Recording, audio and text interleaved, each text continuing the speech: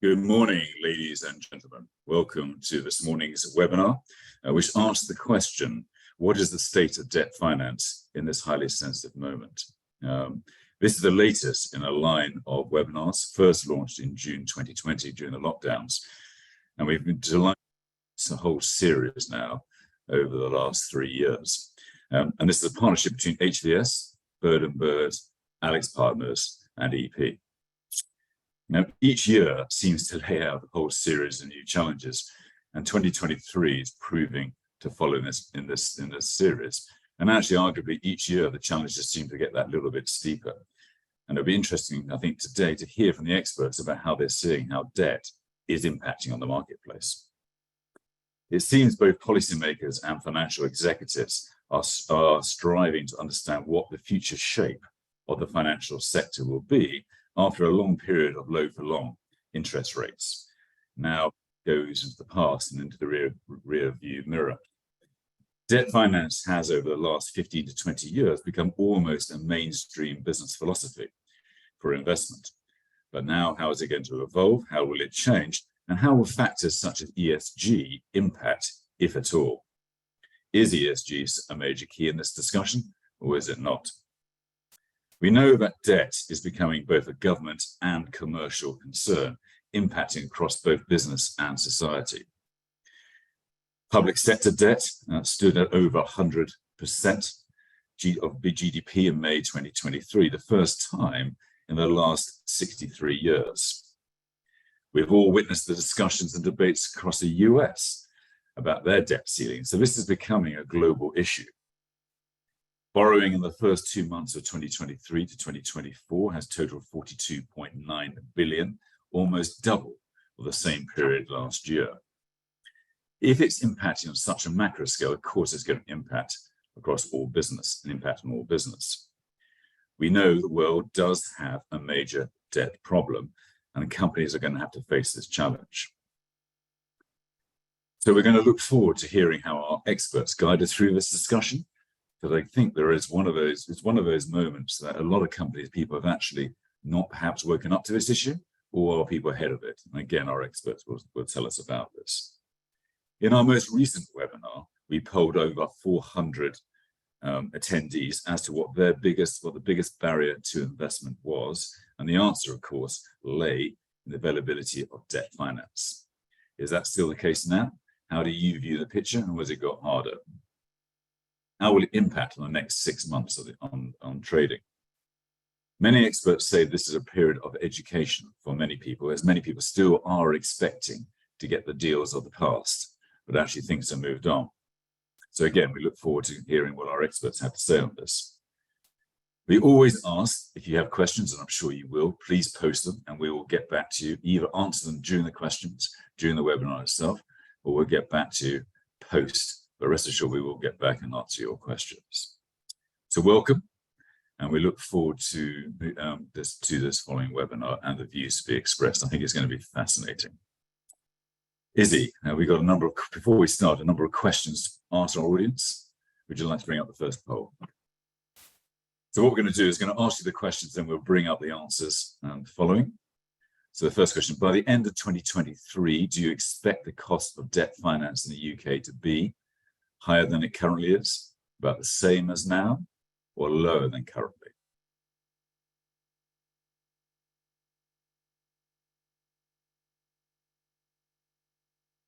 Question 2, by the end of 2023, do you expect the cost of debt finance in the EU to be higher than currently, about the same as now, lower than currently?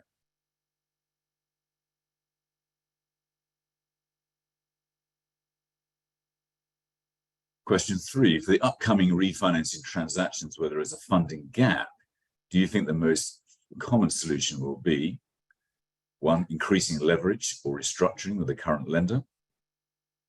2, refinancing with increased leverage with a new lender? 3, injection of new money from a shareholder or mezzanine, pre-equity funder? Or 4, disposal of some of the hotels? And finally, when do you think debt financing conditions for hotels will improve? By the end of 2023, first half of 2024, second half of 2025, or no sooner than 2025? I look forward to seeing those answers.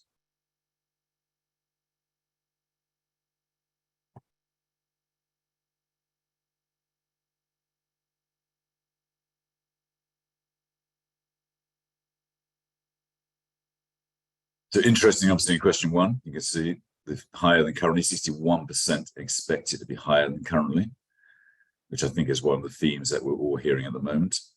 Two, interesting, a bit split on that one. But the EU is still higher than currently as well, but not quite the same as obviously in the UK, a bit better in the UK. Three, interesting, 50% injection of new money from the shareholder or others. And question four, 44% second half of 2024. So that's still 12, 14, 15 months away before we see an improvement. Very interesting. Thank you so much for your answers to that. And again, welcome. Now let's bring in our first speaker. So I invite both James and Tim to come and join me. I welcome, and may I wish you good luck. Thank you.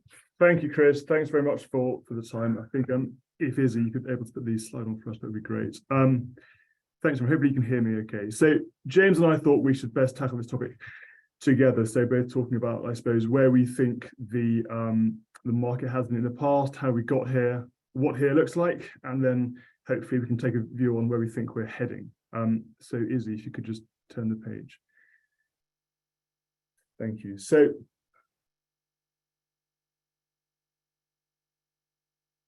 thank you.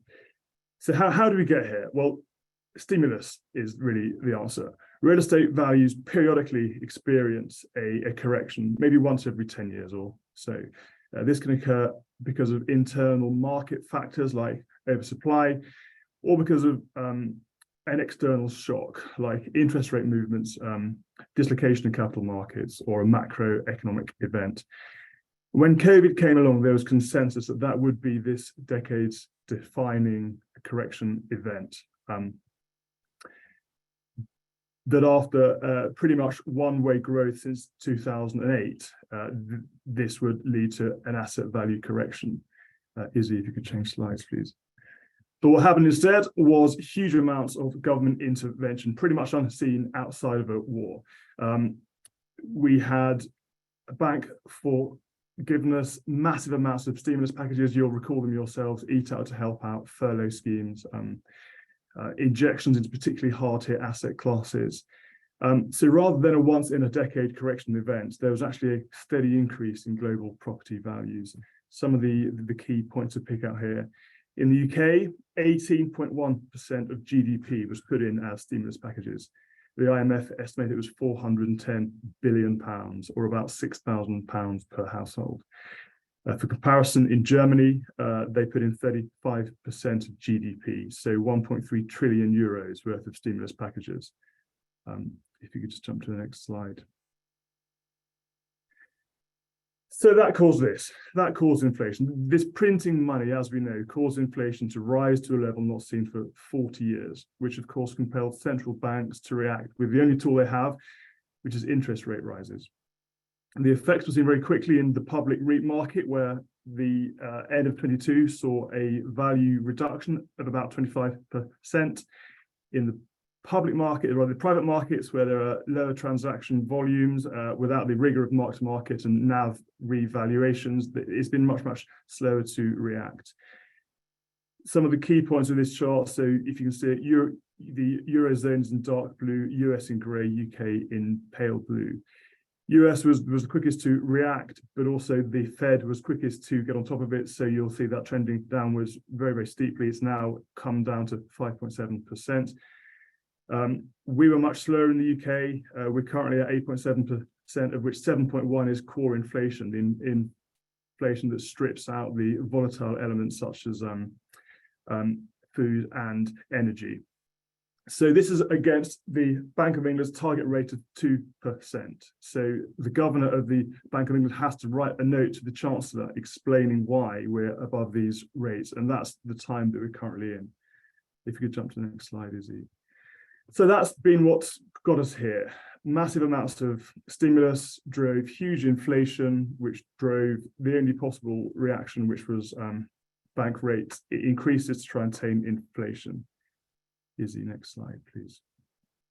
So this is our own research. This is what we think is coming up over the next 3 years. 43 billion of hotel funding maturities coming up. So all of these borrowers have the options to either try and refi at the existing level, put in equity, make a disposal if they have to, or pursue a creative recap using an alternative capital stack between equity and debt. Next slide, if we could, please, Izzy. Thank you. So that's how we got here. Where are we now? Well, the banks are actively offloading their commercial real estate portfolio. So this is not just the NPL, non-performing troubled, but current loans that are performing well. The optics of holding commercial real estate is seen as being toxic by equity markets and by regulators alike. It's less painful to sell these portfolios at a loss than to hold them on balance sheets. PacWest sold a portfolio of $2.6 billion at an 8% discount. Their share price rose 20%. HSBC are selling $750 million of commercial real estate at a loss. When Signature Bank failed, NYCB acquired their entire book, apart from the 35 billion CRE portfolio. So banks are trying to reduce their exposure. Lenders seem to be, within the hotel sector, seem to be focused on two ends of the market. They are supporting budget hotels, low staffing costs, no F&B, purely heating and lighting. I think there's a consensus view that the market will always want to have a bed for the night and is supporting that. At the other end, luxury hotels are incredibly well supported. People who are able to enjoy those properties are seen to be less price sensitive and able to carry on going there. In terms of the actual market participants, loan on loan debt funds, people who use repo financing have seen their own cost of financing increased. They've lost the advantage they used to have. CMBS lenders who need stable bond markets are less active. Commercial banks seem to be concerned around volatile asset valuations. So debt funds are growing market share, they're highly active. But I think the common in all of these people is a return to cash flow lending as opposed to purely valuation. Next slide, we can hand over to James now. Thanks, Tim, and good morning, everybody. I wanted to start with a slide I first saw in 2005. We're putting together a 25-year swap, which shows the Bank of England base rate since going back to 1694. Oh, sorry, so you can go back, thanks. Which I think, as you can see from that slide, that the interest rates for several hundred years of the Bank of England have never been as low as we've had in the last couple of years. And I think that it's important to look at that in context of what's happened. And if you can move forward to the next slide.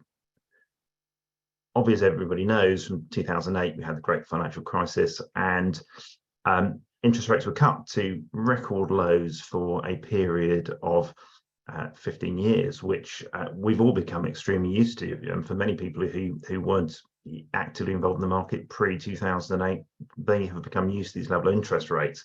But I think if you go back to the slide before, you'll see that what we've experienced over the last 15 years is frankly an anomaly. The interest rates have never been as low as they were, and probably will never be as low as they are again.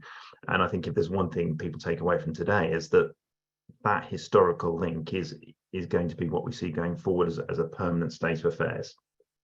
So if we move forward a couple of slides, so where are we now in terms of hotel finance, both what the existing deals that are out there and in terms of things going forward? As we'll come to an example in a second, interest cover ratios are going to be incredibly stretched and challenged. We're going to see a significant number of breaches. We're already seeing those breaches coming through, but we'll come on to that in a little bit more detail in a second. My own view is that we're almost certainly going to see some fall in values, and there are going to be LTV breaches on the existing portfolios of deals. Now, we saw those in 2008, but that was mitigated by the significant drop in interest rates. We're in a very different climate now, where interest rates have risen and are likely to stay higher for a period of time. So that is going to make things difficult. A lot of the existing deals that are starting to filter through are outside of lenders' mandates. So most lenders have a mandate that sets out what they can lend on and the criteria, both for loan to value and ICR, in terms of the deals they can do. And what we're seeing is that a lot of those deals now, because of the interest rate rise, fall outside the mandates of what lenders can traditionally do, which is going to cause some challenges. I think, as I said, if you go back to 2008, the last sort of major economic crash, what followed that was lenders adopting this extend and pretend concept where, yes, people were concerned about the loan to value fall, but interest cover ratios were fine because everybody could still meet their interest cover ratios because the interest had dropped from 5% to 0.5%. So lenders were able to take a longer term view and say values will recover, interest is being serviced, so we can just keep extending the loan without worrying about it too much. I don't think we're in that climate anymore, that the rise in interest rates is going to make it incredibly tough for lenders to simply sit on their hands and do nothing. I think the other thing we're seeing now, both in terms of new deals coming forward and in terms of refinance of existing deals, is lenders having real concern amongst their credit committees and investment committees as to the future economic outlook. So certainly there are concerns, and Tim will come on to it in a little bit, but have interest rates peaked yet? And where are they going to go over the next couple of years? So there's concern around that. I think for certainly the banks, who obviously have their capital challenges, there is a question mark around its existing loan portfolio performance, how many of those loans will go into default, and what does that mean for their cost of capital.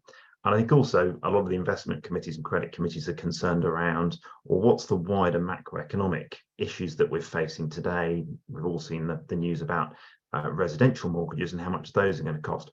What impact is that going to have on the hotel market in the future? Clearly, we've benefited from a 2-year period where hotel performance has been exceptionally strong and RevPAR's performed above inflation. I think there is a big question mark about what that is going to mean going forward, given the wider challenges on people's disposable income. Clearly, one of the big challenges we've had over the last 6 months is that transactional activity has slowed significantly because of the bid-ask gap. So there have been very few deals that have gone through, largely because the price that sellers want to achieve and what the buyers are prepared to pay is just too big to bridge. And what that's resulted in is a real slowdown of transactional activity in terms of hotels trading.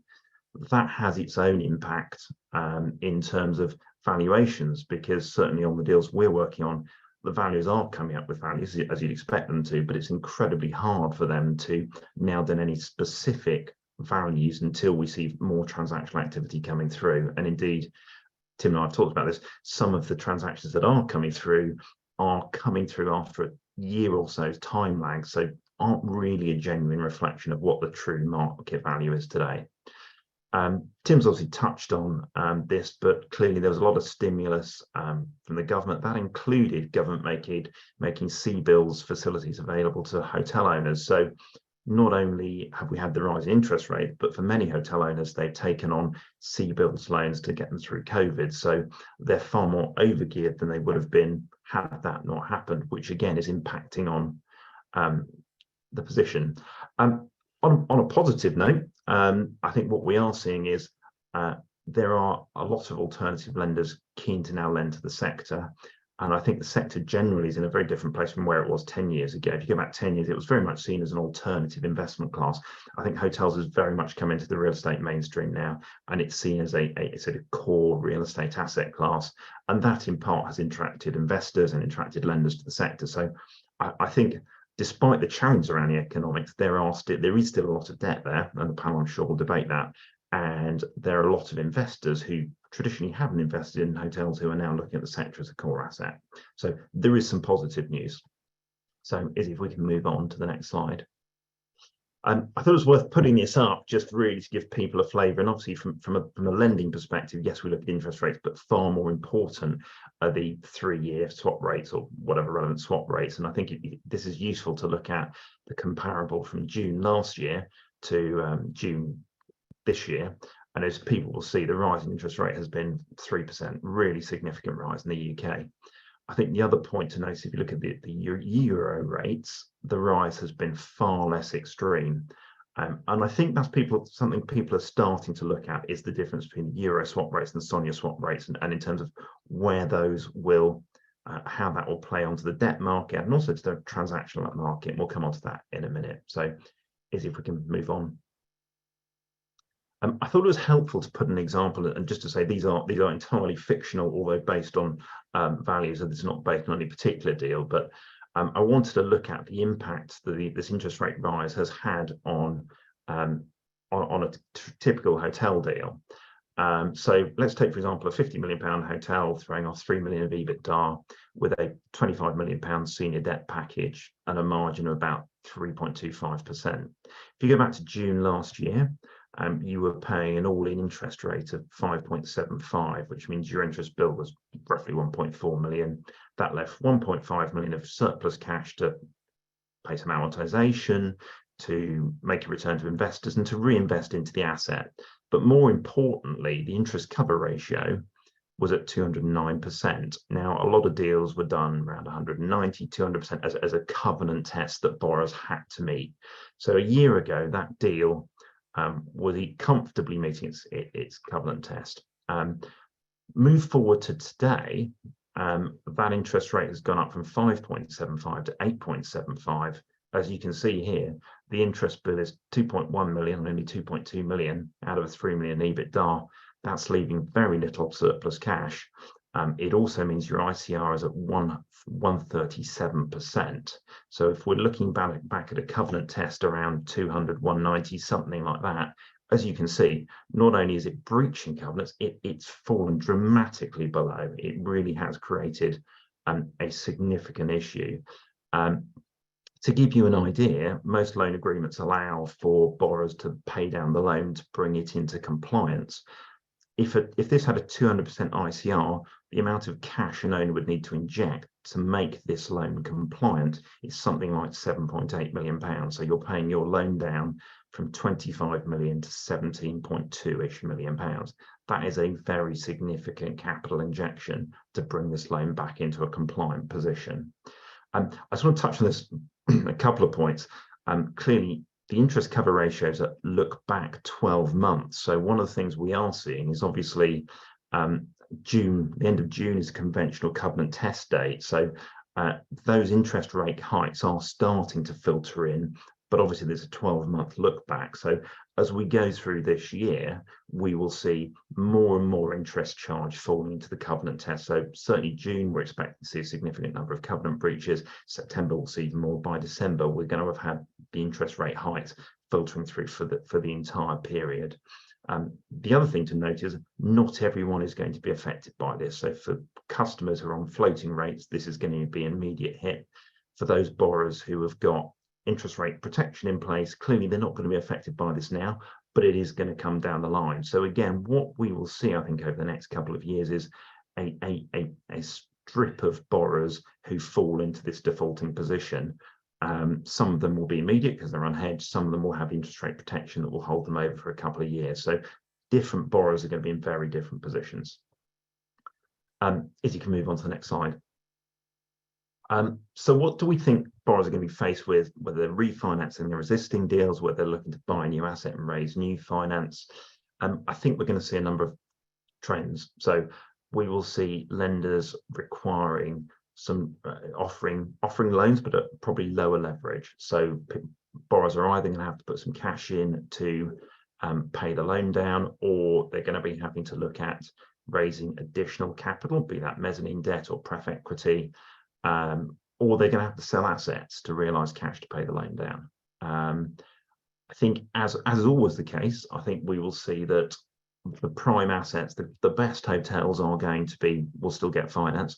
Those deals that have got over leverage, that are in non-prime locations or have got challenges, so anything with ground rents, any underinvested hotels, asylum, those hotels have been used for asylum in the UK, new build, those are going to be much harder to finance. I think the other great thing that really has been untouched is that most lenders want amortization on their loan. It's not just servicing the interest, they're going to want amortization. So going back to the numbers we just looked at, there wasn't much surplus cash left, and the lender's likely to want some of that to pay the loan down over time.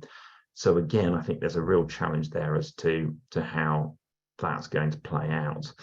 I think all of this leads on to the next thing, which is that the interest cover ratio covenants clearly are not sustainable at the 200% we have seen. And I think that one of the questions Graham probably should raise to the panel is, what are the lenders going to do about those ICR covenants? Are they going to bring them down so that lenders can comply with them, or are they going to insist on 200%, which is clearly going to result in much lower gearing available from lenders? I think the other point to note is, until we start to see some genuine market activity in terms of hotels being bought and sold, there is going to be a real challenge around valuation and getting those values right. If we can move on to next slide. I want to touch very quickly on two final points. I think there's a lot of people looking at mezzanine finance as being the great option to raise the additional cash that people need. Now, there is definitely a place for mezzanine finance, and there's some great lenders out there who can do that. But I think people need to be careful that viewing mezz finance as the only solution, that there are some real challenges to putting that in place. I think the first thing is there are a lot of senior lenders who don't like the idea of having mezzanine finance in their deals. So again, putting that package together is going to need the senior lenders to buy into it, some of which will not want to do that. I think the other problem is just, is there enough cash flow to service a mezz debt? We've already got senior debt going up in cost. If you're adding in yet more expensive debt, that really is going to strain the cash flow available from the business. I think also the other point is, it is more complicated, more time consuming, more expensive to put mezzanine deals in place. And I think the last point is, even with mezz debt in place, you need to be thinking forward to say, even if I can get mezz debt in and finance it and put it all in place and structure it, am I actually going to be able to refinance it in 3 years' time? So again, I think mezz debt is going to be an option for some people and will work, but I think it needs really careful thought, and for a number of deals, it will be very difficult to get that to work. I think we will see a growth in pref equities deals. I think that is where I can see, for those owners who don't have the capital to put in, we may well see those sort of deals coming to the fore. I think the last thing, and I'm certainly not a hedging expert, so I'm not going to put it there, I think at the moment, anybody coming up for refinance has a real challenge to decide what they're going to do about interest rate hedging. Do you fix now? Tim will come on in a second to where the rates are. Or do you leave it on a floating rate and see what's coming down the line? Tim will come on to forward rates in a minute. So, Tim, I'll hand back to you. Thanks, James. Great. Izzy, if you could just go on to the next one after this as well, the curve would be great. Thank you. So this is the consensus view of the future. This shows you 3-month Euribor, which is the lower grey one, and sterling SONIA, which is the higher blue one. So this is the view of where the market thinks rates will be. And this is, of course, the reference rate that margin gets added onto. Probably 3 observations. One is it's going to get worse before it gets better. The forecast peak is Q1 of next year. February next year is when it's peaked to be at its height. In the UK, that equates to 6.2%. In Europe, it nudges just over 4%. The second is that it's not going back to the levels that we've seen previously. If you compare where we've come from of almost 0 or just above, we're looking at trending around about 3.5. The third comment is that capital remains more expensive in sterling than in euro, at least for the foreseeable future. If you just jump to the next slide, thank you. And I guess this I think is quite an important point. If you've been a higher IRR lender, you've had to chase higher risk to get your higher return. So you've had to be moving up the LTC and LTV curve to get the returns that you need to give to your investors. What's happened is the whole market's come up to join you. So you can now effectively, if you're committed to return 8, 9, 10, 12 IRR, you're in a much lower risk environment than you were previously. And I think that is why debt funds are so much more active now than they have been recently. Next fund, if you could, Izzy.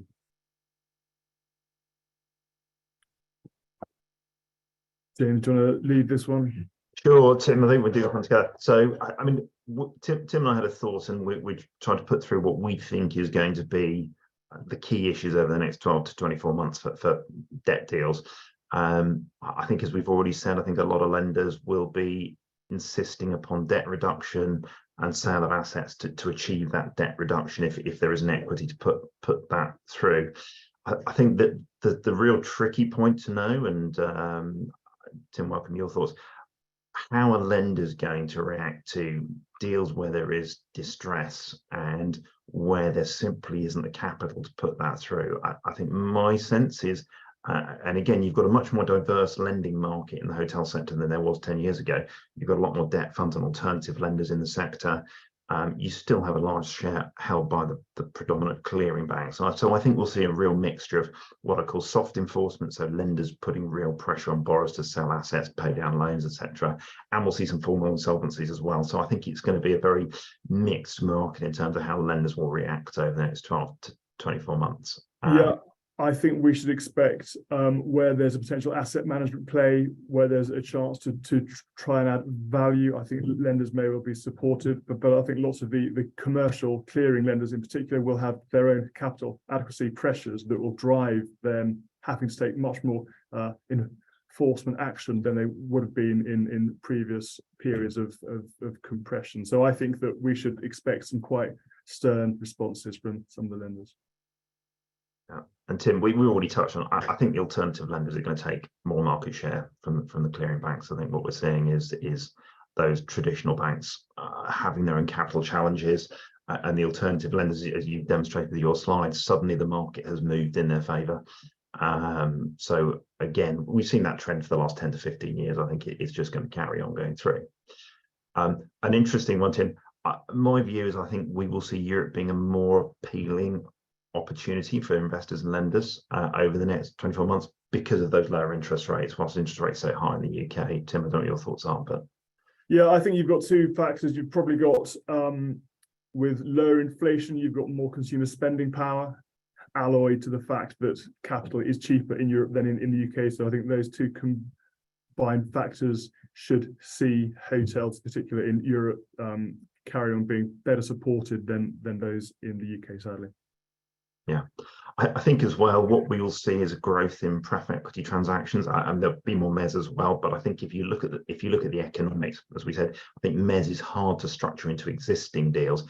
I think where there is a lot of capital out there, so there's people wanting to invest in the hotel sector, and I can see pref equity deals being one of the ways where investors are able to partner up with borrowers who need capital to try and structure deals because of the returns. I think that's likely to be the way forward.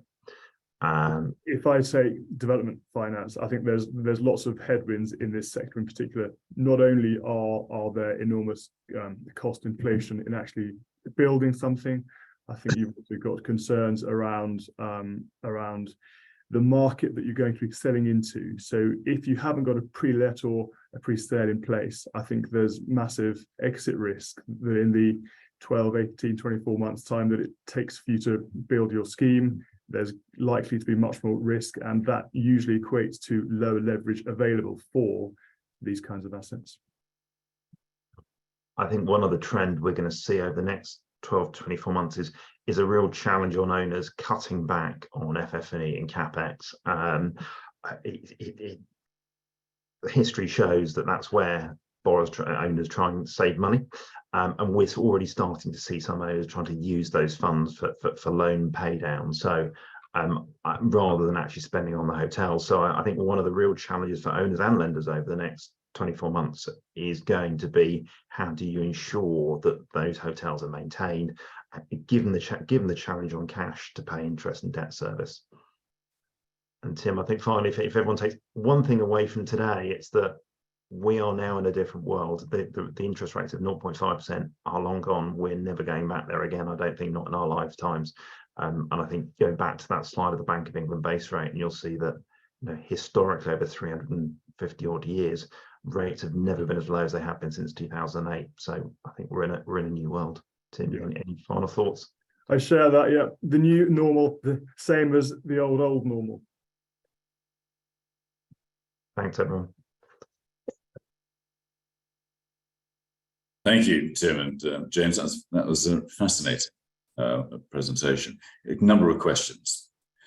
Firstly, why are people being slow to pick up the changes that have been going on? Because they've been well reported, but there has been that almost denial, hasn't it, market? If I take that, I think it's just a lack of price discovery. I think that there's been such thin transaction volumes that it's been quite hard to have a real clear test of exactly the asset value, the yield, the kind of trading comp. So I think there's just been a lack of volume in my view. Yes. Chris, just to add to that, I mean, I think we're seeing a spread. I mean, remember, a lot of borrowers will have fixed their interest rates, so this won't affect those who took interest rate hedging over the last couple of years. This impact won't have hit them yet. It is definitely going to hit them coming down the line. And we are seeing some of the more sophisticated borrowers are getting ahead of the curve and going to their lenders and saying, I am going to breach covenants because of the interest rates. And there's, you know, that's not because of the hotel performance, which has been fantastic. It's because the interest rates just can't, you know, we cannot sustain it.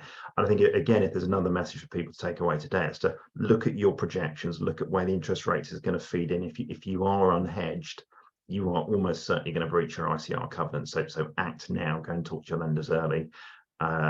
Because again, the lenders appreciate that. The lenders who ignore it and the borrowers who ignore it, stick their head in the sand and let the defaults happen without actually preemptively talking to the lenders, they're the ones who I think are going to struggle. So you're right. I think it hasn't filtered through yet because, I mean, remember that for most borrowers, their covenant test date will be 30th June.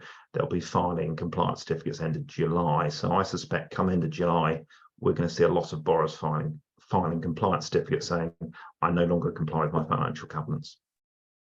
That's a concern, I guess. A couple of questions from the audience.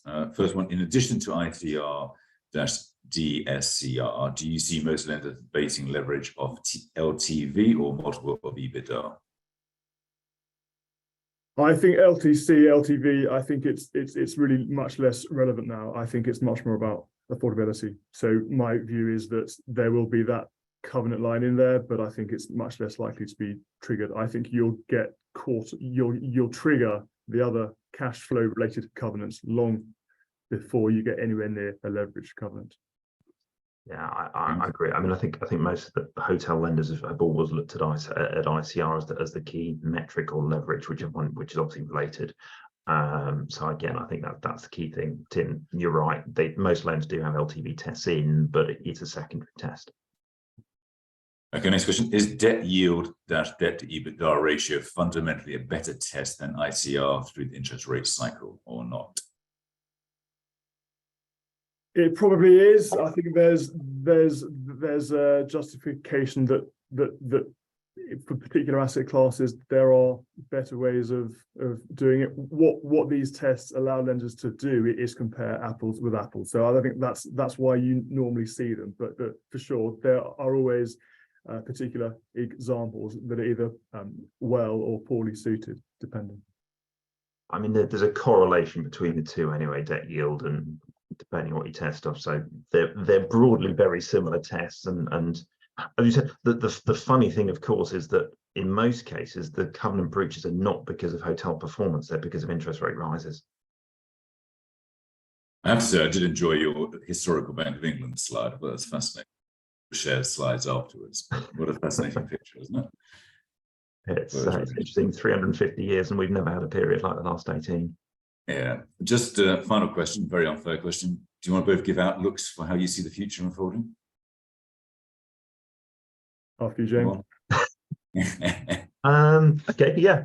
I personally, you go back to 2008, which I'm old enough to remember, and we went into a period of 2 years of total stagnation, where people didn't buy or sell, lenders didn't lend, everybody just stuck exactly where they were because the interest rates came down to avoid that.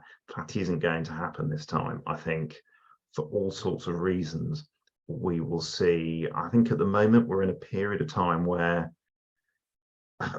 everybody is trying to get their head around it and what it means. But I think by the back end of this year, early part of next year, I think people are going to go, interest rates are not going down, as we've said. Deals are not going to work the way they've worked, and lenders not going to allow interest just roll up into the debt. So I think we will start to see enforcement, be it soft enforcement or hard enforcement. I think that will trigger assets coming to market. It will trigger refinancing. It will trigger activity. So my sense is there will be transactional activity back into this year and certainly into 2024. I think the inevitable outcome is there's got to be a drop in values. It just, the economics don't work on any other basis other than values falling. And that those two factors, I think, will start to see the market unlock through end of this year, early part of next year. That's my view anyway. Tim? It's a view that I share. I think there has to be downward pressure. I think lots of these sellers will be not strategic sellers, people who have to either to recap a portfolio or to deal with a funding maturity. I think there will be nuances within hotels. I think there will be some that fare better than others, but I think that the maths would suggest that downward pressure has to materialize. Thank you both. Honestly, that was exceptional. Really interesting and thought-provoking. We will share the slides afterwards, but I thank you both for your time. Thank you very much indeed today. Thank you. And can I now invite Graham from AlixPartners onto stage. Good luck, Graham. I'll let you introduce the panel. Thanks, Chris. Yes, I'm Graham Smith from AlixPartners. So I specialise in providing corporate finance and restructuring advice across the travel, hospitality and leisure industry. We've got a panel today to talk about the debt market in hotels, and what we thought would be most helpful, as we've heard from the presentation, that actually transaction volumes are incredibly depressed at the moment. So there's very little market data out there as to what's happening with values and debt transactions and debt terms. So we've assembled a panel which covers both the main banking market, but then also the alternative lending market as well, just to try and give as broad a picture as possible across the market to you on the webinar today. So the panel that we've got today, really pleased to have them join us. We have Bob Silk at Barclays, a founder member of the bank's hospitality and leisure team, one of the longest standing lenders to the hotel market. We have Dan Williams, who's head of the hotel and real estate finance team at Virgin Money, so the bank that was formerly Clydesdale and Yorkshire Bank. We have Paolo Ornelli, who's the VP of Hotel Properties at Ariel Bank, one of the leading debt providers across the global hotel industry. And then across the alternative lending market, we have Theo Hajoglu, who's a loan origination analyst at the alternative lender Cheney Capital. And Theo specialises in the beds and the living sector. And we have Callum Laithwaite, who's co-head of European debt origination at Starwood Capital. And he's responsible for sourcing, structuring and executing all the new business across Starwood Capital's debt platform in Europe. So a great mix across the market there.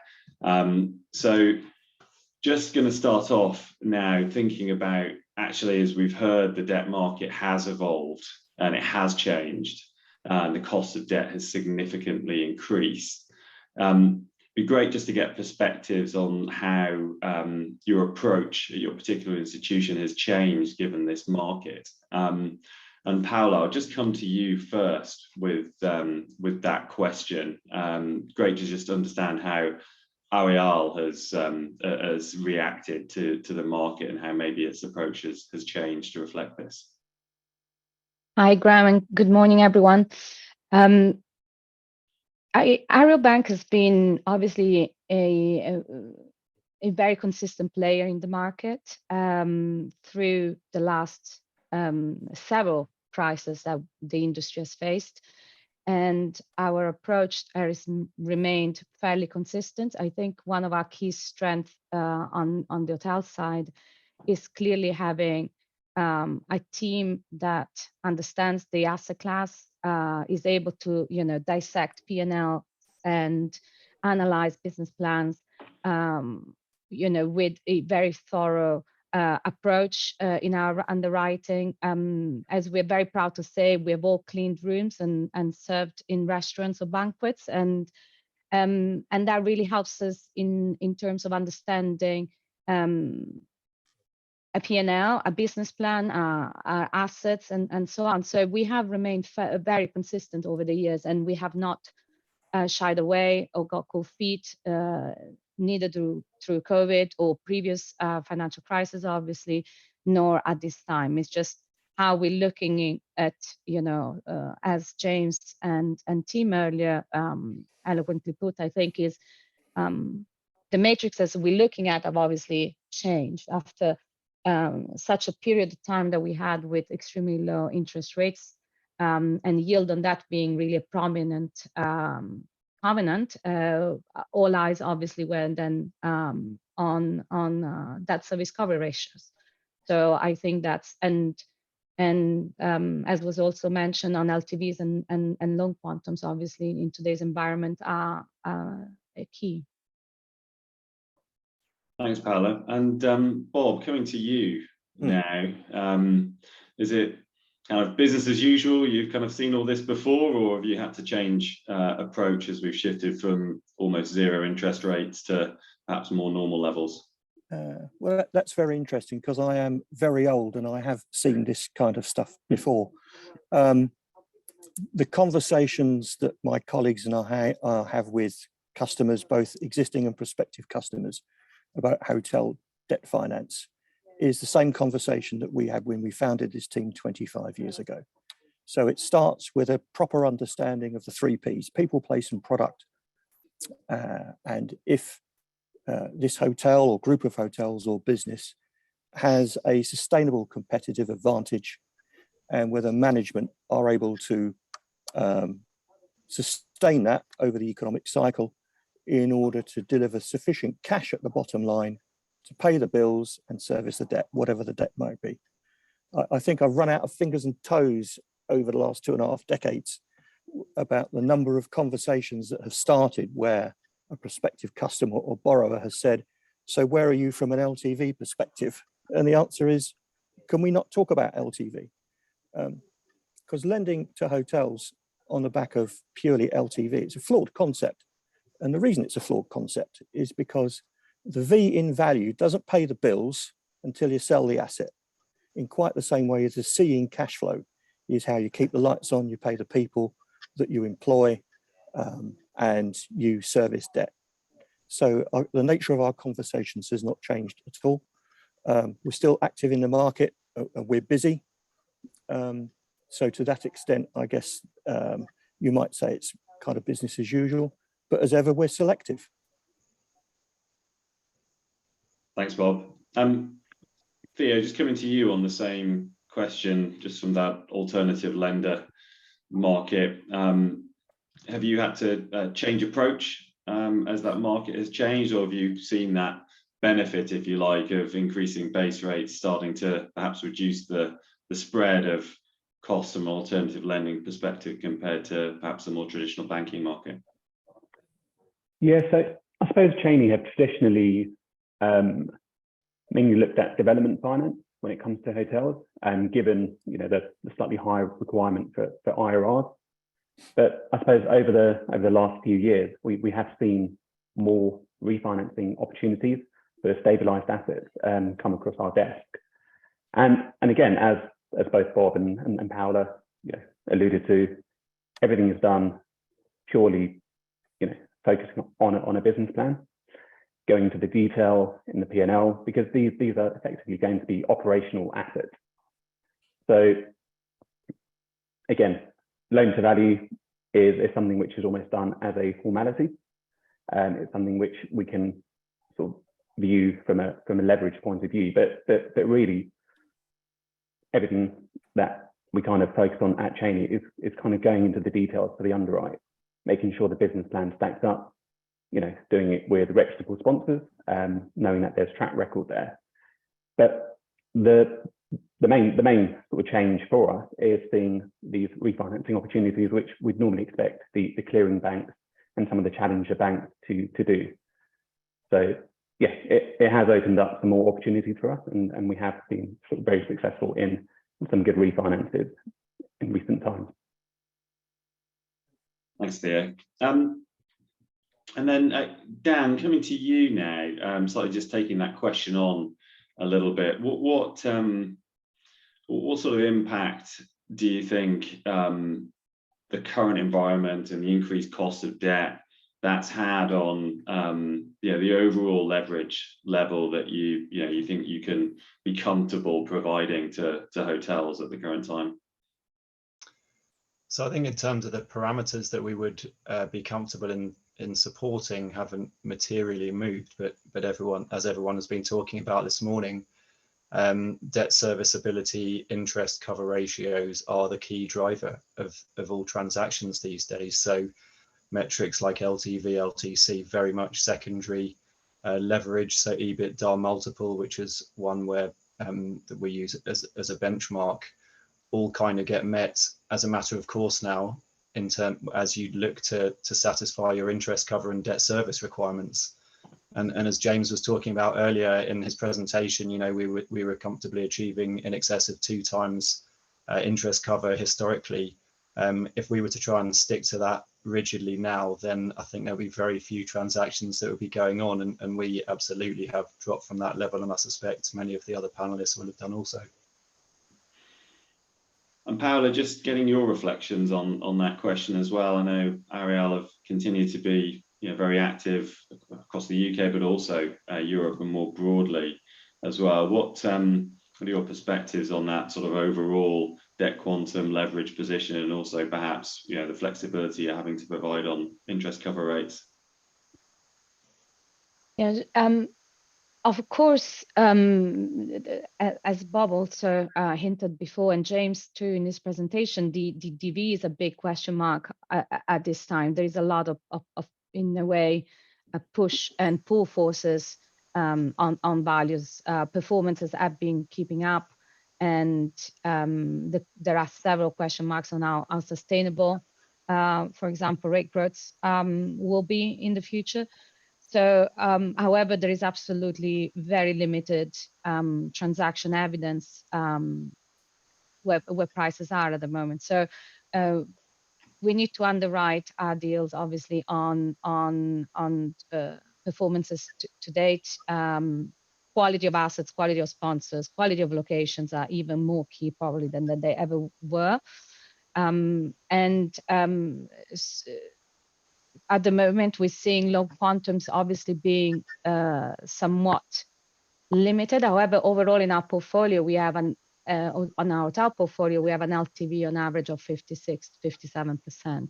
So pretty conservative there, with room for adjustments on values. So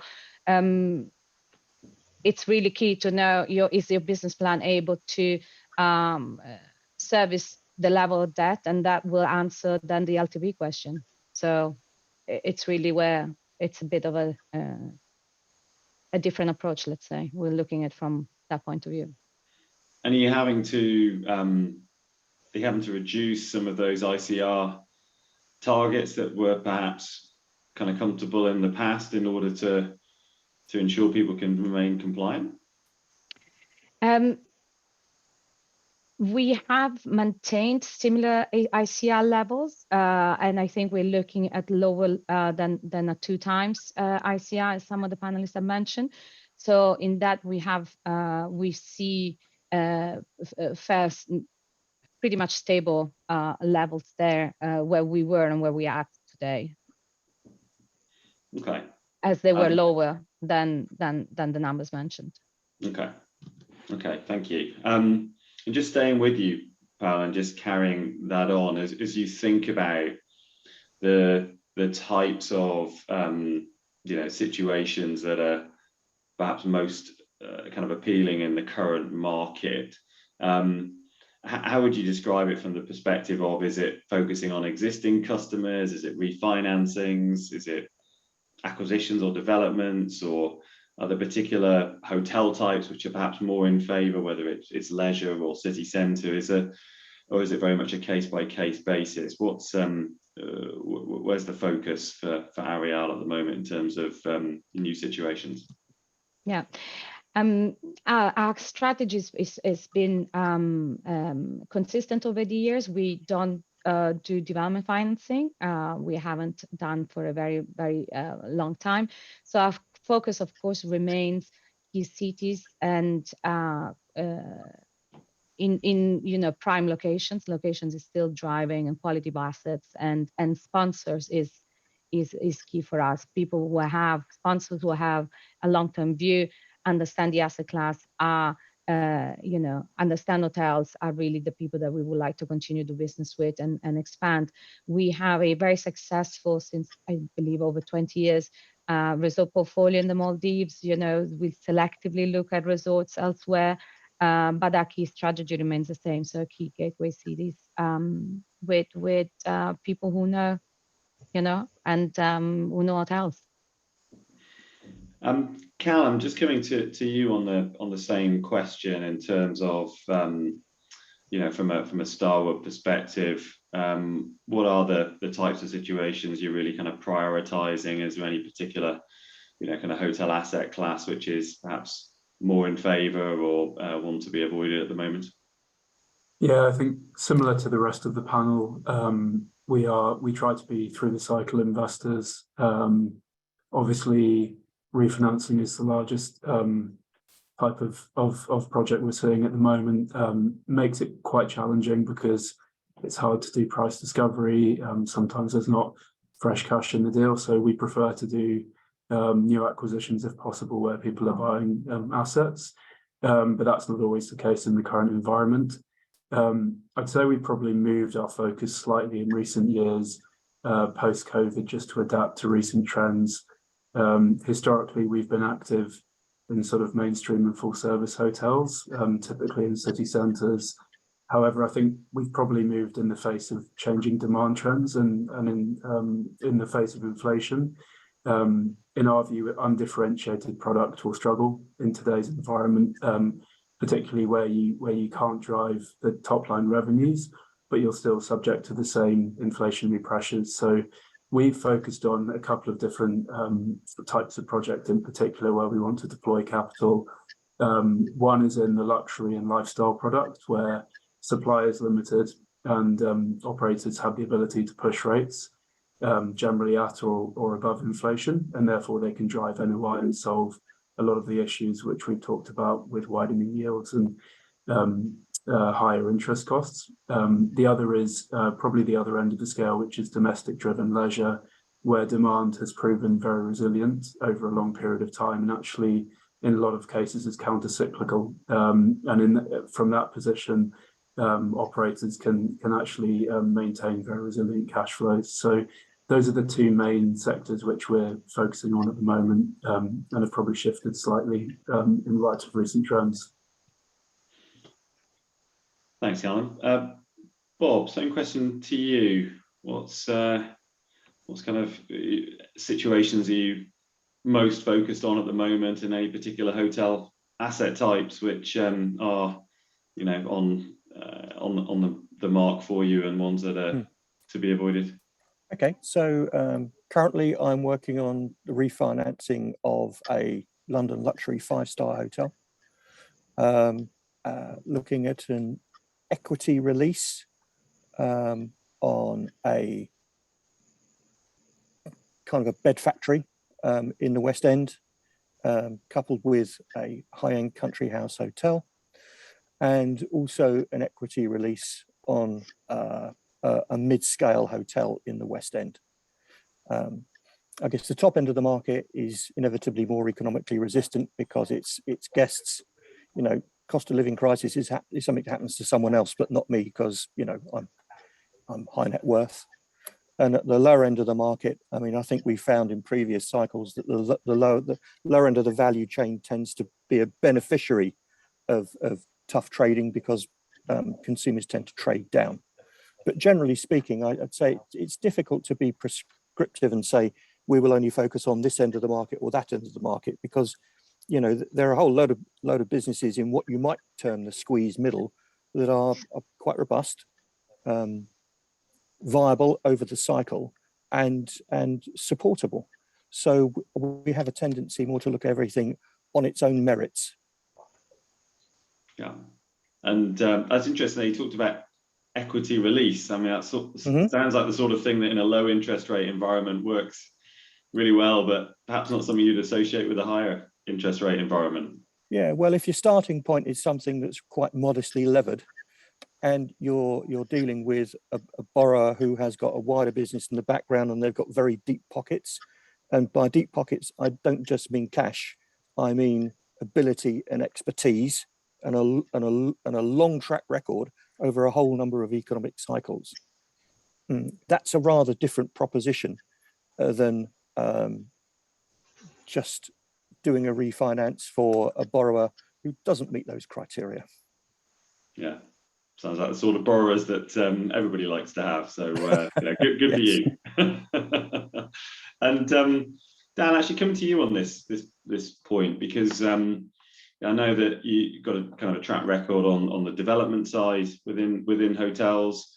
Are they a development still, kind of flavour of the month, or is that more difficult in the current market? Where's your kind of focus from a Virgin perspective? Yeah, so look, developments are definitely more difficult for borrowers to stack up these days. You've got significant inflation throughout the spectrum of costs, from the build side, the labour side, the funding cost side as well.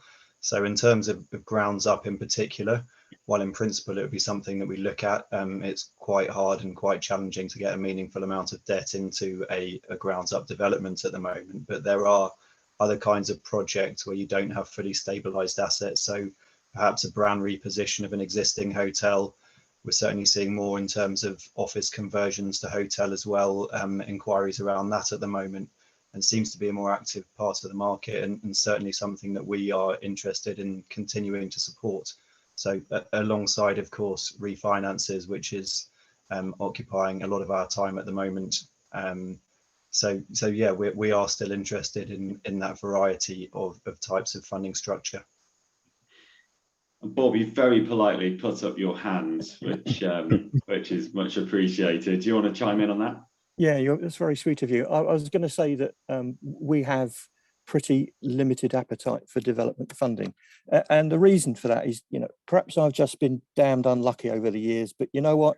It always goes wrong. It always costs more.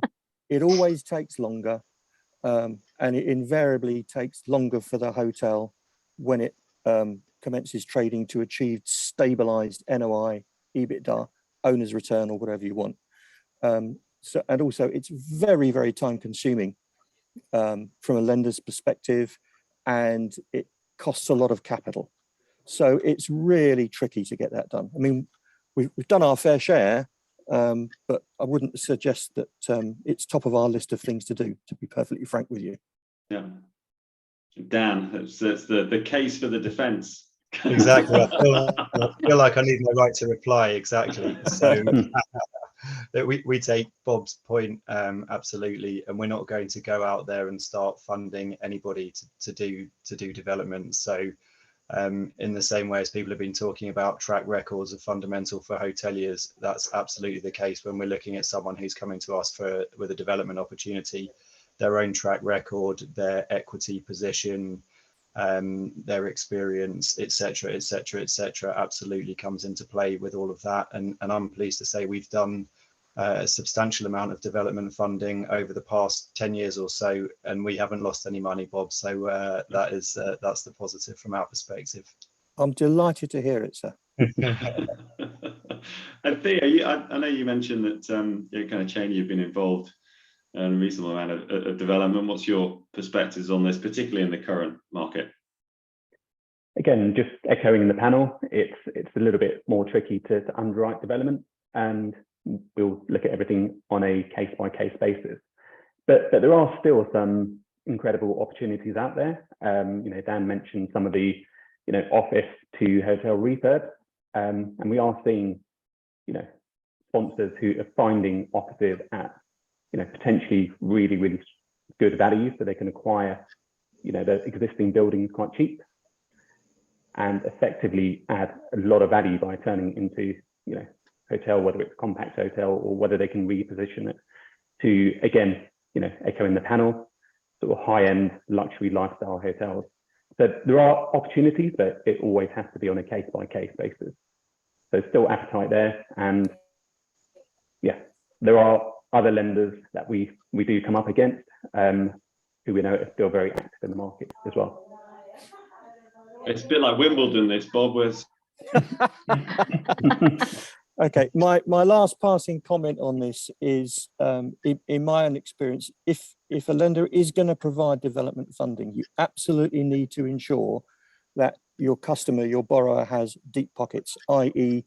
plenty of money in the background so they can inject more cash if the costs overrun or the performance falls short, and also a lot of experience with development, a considerable amount of experience, so they can manage this project when it doesn't quite, or if it doesn't quite run on greased wheels. Final point on development, Theo. I completely agree. I completely agree with Bob. But Cheney does do development finance across all real estate asset classes.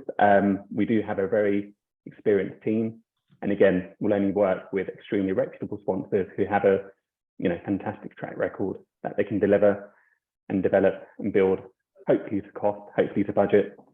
And if they don't, we do know how to manage those situations. So we do have a large asset management team that sits below the origination team, and we have had situations, but again, same with Dan, we've never lost any money on development.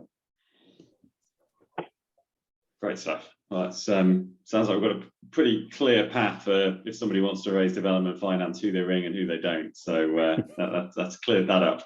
I guess taking this on, we've talked a little bit around the type of situations that maybe are kind of interest in the current market.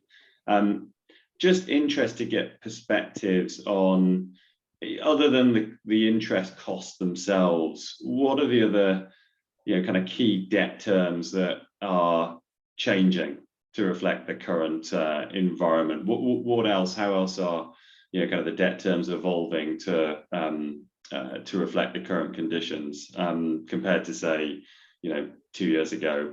Paolo, just coming to you on that, how are you evolving the terms at the moment beyond simply the changing cost of the interest? I think to start off, obviously, loan sizing at first on the outset, basing on several matrices, whether that is an ACR and an LTV basis, as well as going forward, obviously, we maintaining covenants and covenant maintenance and whatnot. Those haven't really changed. We have moved away from quite significantly from COVID, reserves, which were in place for quite a significant amount of time. But hedging has become a key point and negotiation point also with borrowers. So that is very, very important to us, and a high level of hedging to be put in place, which we traditionally had in the past as well. And would you, I guess, as we saw that very borrower friendly market previously, pushing towards more sort of cov-light deals, are there more protections coming in now, swinging more towards that kind of lender protections rather than borrower friendly structures? We weren't quite on board with the cov-light approach, so we haven't changed in that respect. We stayed with not so cov-light. Yeah. Don't you? Bob, I will come to you, but I'm just going to go to Dan first. I know we talked a little bit around this question. It'd be great to get your perspectives on, you know, what's been changing in terms of debt terms for you in the current market. Yeah, so look, we're trying to be as flexible as we can with our borrowers and with new transactions as well, just to try and make deals stack up and be able to continue to support the sector. So a couple of areas, things like increasing amortization profiles for the right assets, even offering interest-only facilities for the right assets as well. It used to be something that we just used to do in central London zones 1 and 2, but now is something that we can look at in key regional cities as well. Yeah, Edinburgh's, Manchester's, the key tourist cities also. Again, the deal structure needs to lend itself to that, but it is possible to do so. And then from that covenant perspective, it's basing our covenants, and particularly the interest cover, debt service, and the leverage one as well, with a sort of reasonable amount of headroom versus business plan as well, just to give that element of flex and movement from a borrower perspective. Thanks, Dan. Bob?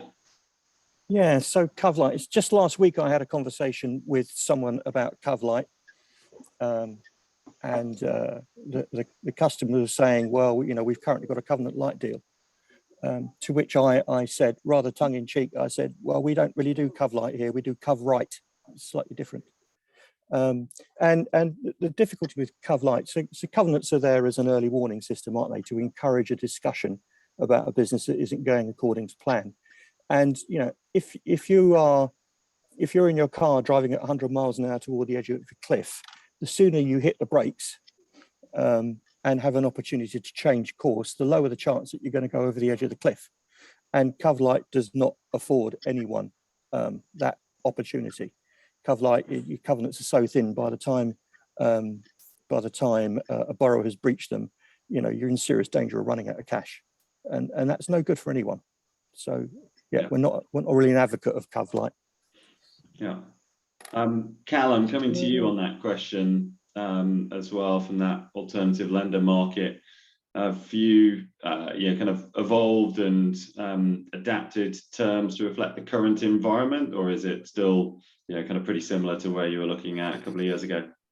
I think we're still doing a similar level of underwriting and target deal metrics. So, you know, strong ability to generate cash flows, sort of double-digit debt yields, etc. That's still very important to make sure that the projects have the ability to service interest and that they have plenty of cash flow. But I think more recently, particularly in the light of refis and the need to sort of keep your assets tip top and up to date, making sure that the sponsor is investing and reinvesting in the assets, making sure they're not just running them down for cash flow, they're keeping them up to date, they're spending the FF&E, they're making sure that, you know, if there's supply coming into the market, that they are keeping their assets, competitive. And, you know, I think one more thing, if it's not a dry asset, if it's an asset or a project where it's transitional or maybe it's ramp up, making sure they can't get cash out until they've achieved their business plan is really important. So trapping all cash, not giving any sort of equity out until they've significantly de-risked the project. That could come through structure in the loan itself, or it could come through guarantees. And what the other panelists have talked about having deep pockets obviously is super important, right? These people need to be able to stand behind those guarantees as well. Yeah. So actually, and it was mentioned in the presentations, the piece around, you know, needing to see that hotels are continually invested in, because I guess as we've seen through all sorts of cycles where, you know, we're still in an environment at the moment where demand is incredibly strong, at the point where that, you know, does start to come off, then that's when you see that polarization in performance, isn't it? The best invested tend to be the ones that are most resilient at that point, when you start having that battle for share. And you mentioned refinancings there. we saw the numbers coming up in terms of the amount of loans that need to be refinanced in 23, and then that's stepping up again in 24. Cal, I'm just interested to get your perspectives of the refinancings that you're seeing. We had a poll question at the start around, well, when there's a funding gap, how is that being bridged? What are you seeing? Have you seen those situations where people are having to bridge gaps, and how are people going about that? Yeah, the refinancing is there's very little acquisition going on at the moment. I think 80% of our pipeline that we've reviewed this year has been refinancing or people getting projects off the ground that they already owned and didn't finance before. So it brings with itself a range of sort of questions when you come to do a refinancing. There's obviously the price discovery and value discovery topic we talked about earlier. Tough to know what the market value of an asset is when you're refinancing it, particularly if it's been held for 5+ years. Maybe it's improved, maybe it's deteriorated. So you obviously need to do diligence around what your view of that is. I think importantly though, especially with the types of deals that we see, which are typically transitional in nature and maybe slightly higher leveraged, our investment committee asks, why haven't they achieved their business plan? So if you're refinancing a previous lender, even if it's a non-bank or a bank, it doesn't really matter if they haven't achieved their business plan. Why will they be able to achieve it now? And it's about getting the structure that we talked about in there to make sure that they sort of stay honest, making sure there's plenty of cash equity in there, making sure they're tied into completion. That's really important. And obviously the hedging debate is obviously very important as well, right? People might have done a previous deal, bought caps at 1%, and that might have cost peanuts to put in place. Now it's potentially costing millions, for relatively small deals to cap your interest costs. So at a sustainable level. So that's important as well, that they put that hedging in as well for refis. Yeah. Theo, coming to you on that refinancing topic, are you seeing those deals where there's a gap, and are people having to take action either to gear up or put new money in or sell assets? What are you seeing? We are seeing a lot of those opportunities where, again, the gap in terms of where they are with the current leverage against the value is effectively being squeezed. They are coming to us with potentially stretched senior appetite, or for us to bring in a mezzanine lender, which comes with its own issues. So yeah, I mean it's tough out there. It is going to be tough out there for a lot of sponsors. But the key thing for me is when they do bring business plans, or when they put business plans in the investment memorandums, is for them to be completely honest, because I've seen a few where the business plans show EBITDA at a certain level, but in 2024, 2025, all of a sudden it ramps up. So they're trying to show that the value is going to be there in a few years, but you need to see the kind of track record leading up to that. And bearing in mind, we are a good year and a half sort of post-COVID now, and there is those numbers there. So again, it's all about ensuring the underwrite, digging into that business plan, ensuring that what we think the value is, as opposed to what the sponsor will think the value is, and kind of taking a view on that. But having deep pockets, having the ability to service that debt is always going to be the most important thing for us. Yeah, and we have this refinancing kind of pipeline coming through. Also mentioned in the presentation was the other R word, restructuring. I think most market participants have been, kind of pleasantly surprised by perhaps the lack of restructuring activity that's been required so far. Do we think that's going to hold? Do we see that actually increasing, and what might be the catalyst for that? I think maybe coming to the traditional banking market first. Bob, what's your perspectives on potential restructuring? Yeah. So our restructuring teams which we call special asset management, are quiet, far quieter than any of us had expected. But nonetheless, I think we're expectant that the volume of businesses in difficulties is going to increase. And I think personally, I think there's a certain air of inevitability about that.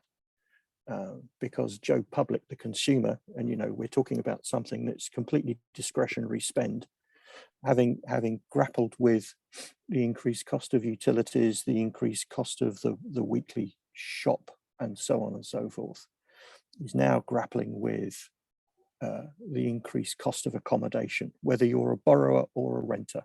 It's just going to come home to roost, and so an analogy. So my next door neighbor, his son got married in about 2018.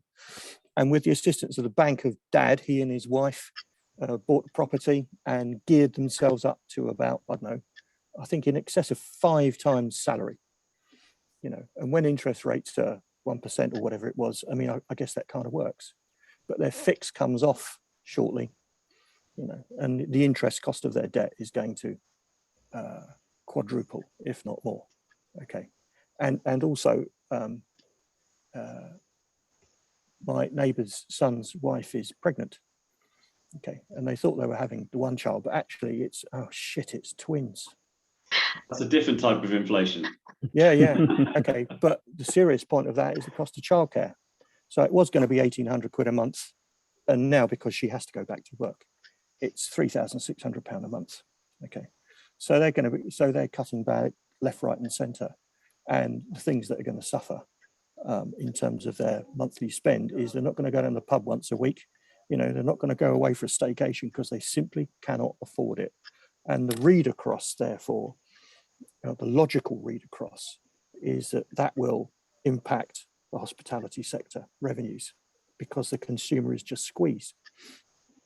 And so, who are the winners and losers out of that? The winners are the people at the top end whose customers and guests aren't affected by this kind of stuff, and probably the value end because people trade down. But anything maybe in the middle of that isn't terribly well invested and well differentiated and cognizant of ESG. We haven't talked about ESG and the impact on the sector this morning. Are going to find it increasingly difficult. Yeah. And it's, you picked up on a couple of points there around from questions that have come in actually from the audience on, when do we think we'll see some of this softening of the, high ADRs combined with good occupancy, with the cost of living crisis, and also sort of ESG, and we'll come on to ESG. But Paola, your perspectives in terms of, whether we may see an increase in restructurings and how this ties in with the the broader kind of economic position. Yeah, I would tend to agree with what Bob said. In terms of our portfolio, as I mentioned earlier, we are overall gearing is around the 56-57% mark, so we don't expect a huge amount of restructuring on our books. However, on a general broader the market, we are involved in refinancing, obviously, third-party lenders and whatnot. That there will be occasions where restructuring will be absolutely needed. There will be calls, obviously, for equity being injected as well, there are several headwinds, obviously, that we all have mentioned on. We think we've mentioned on the call. How long can performances keep up at the level that they're at, in light of the uncertainty, and in terms of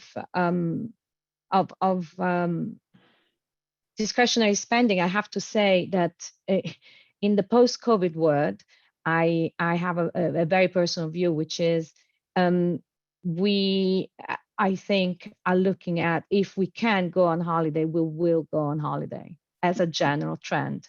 We will not give up on our holidays. We will give up on buying a new TV and maybe a new phone and getting a dog or whatever it is. But I think our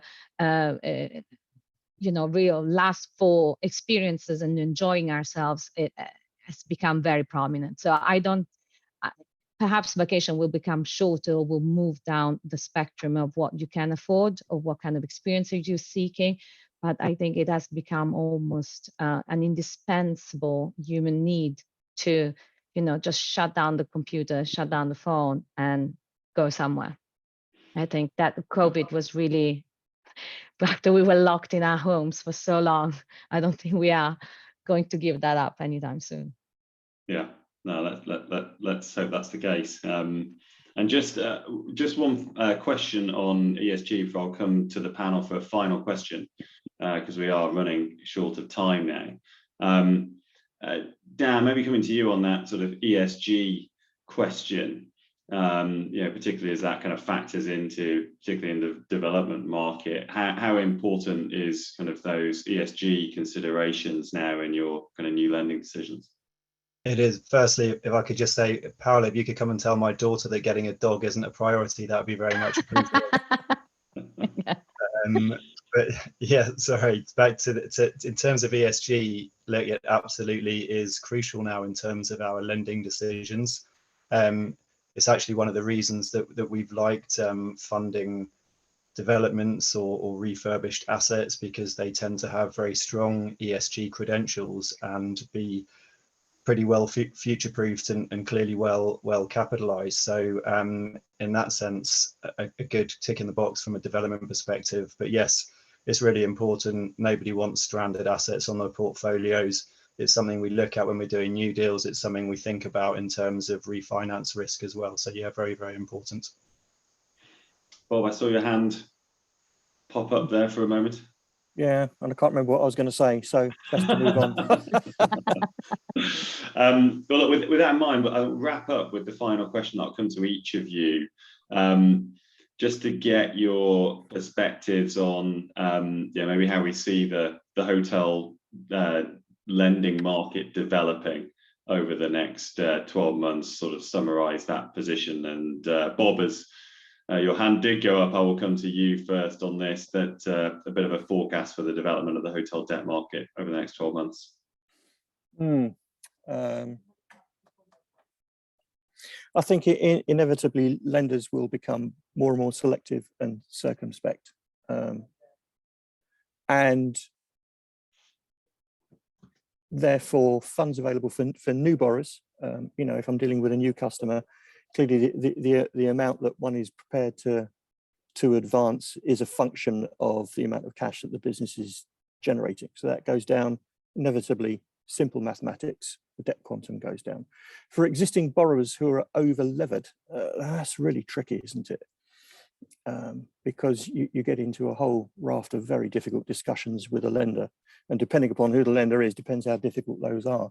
I guess that from an operator's perspective, one needs to constantly consider and reappraise if you've got a business, a hotel that has got a sustainable competitive advantage, or if it's something that, with the very best will in the world, when you think about it in the cold light of day, have you got an asset here that is, or a business that sadly is withering on the vine? Yeah. And I think even before your lender, whoever your lender is, starts to have that conversation with you, you've got to have that conversation with yourself. And then work out, okay, depending upon where you are on that spectrum, what that means in terms of your ability to service debt. And therefore that informs the kind of discussion that you have with your lender. But either way, you need to engage early. Yeah. Dan, what about you? How do you see things developing next 12 months?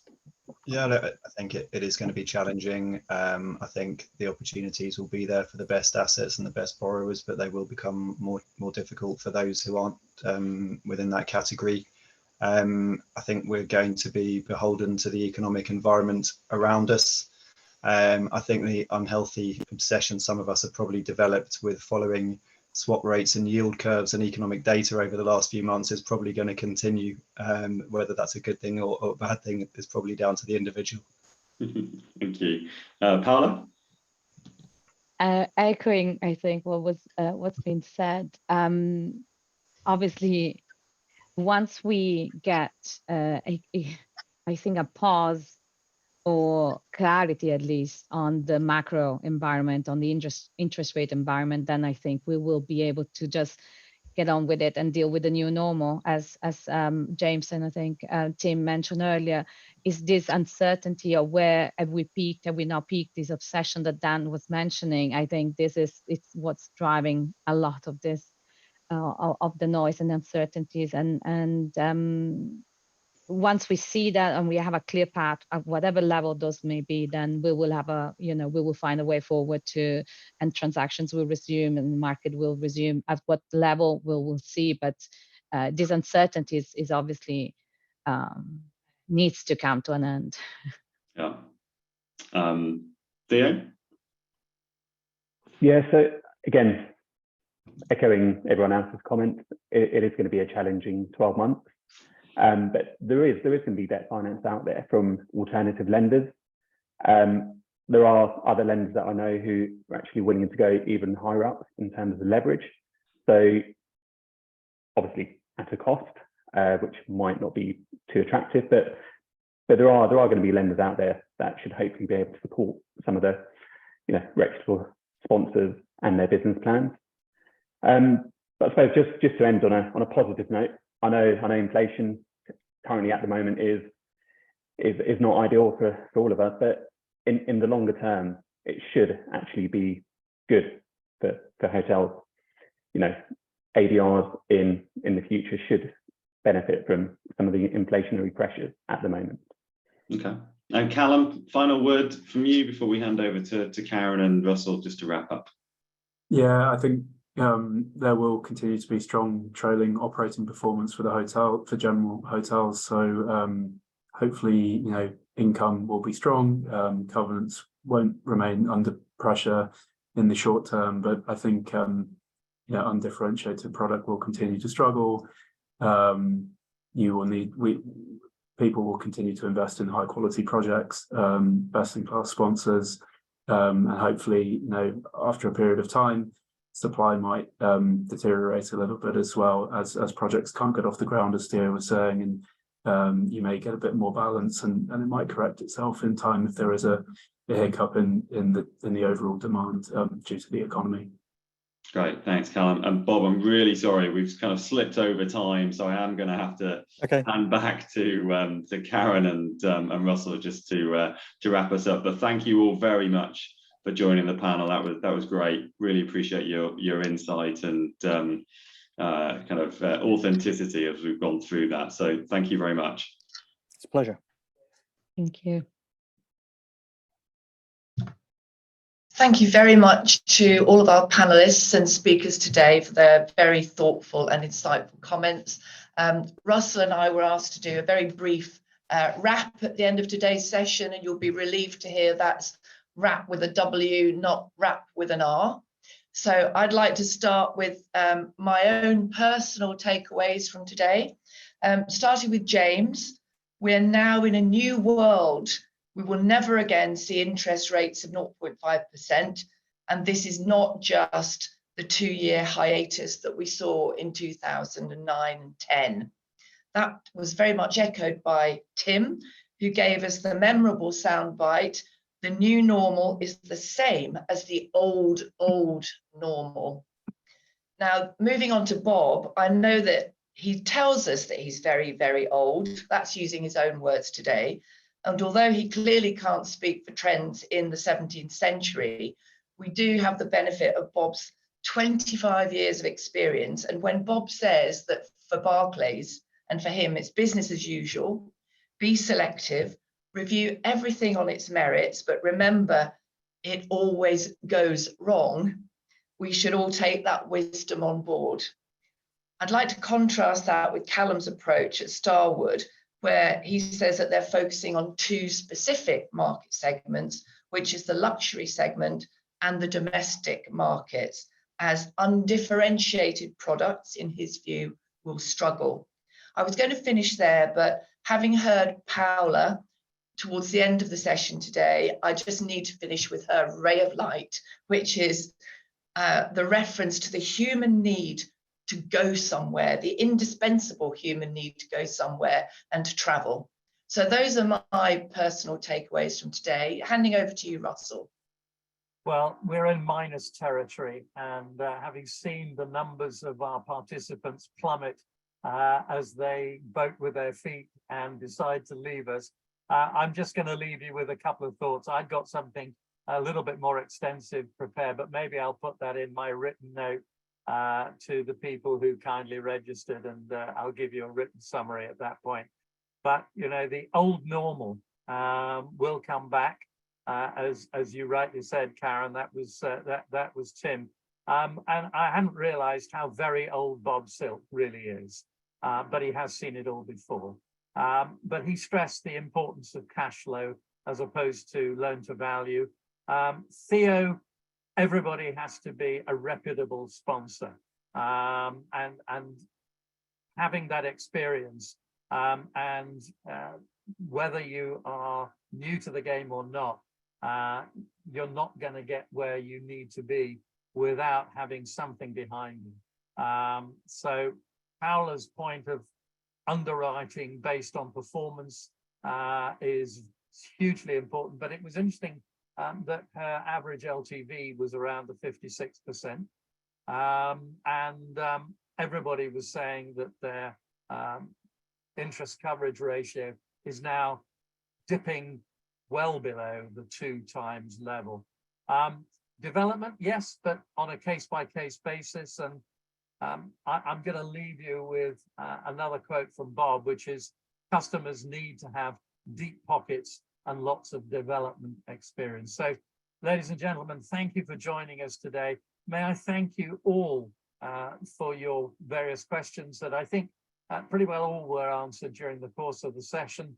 Our thanks to the panelists, our thanks to Tim and James, and to my colleagues in this venture, to Graham, to Chris, the wonderful work done by Izzy, and of course to Karen and her colleagues at Bird and Bird.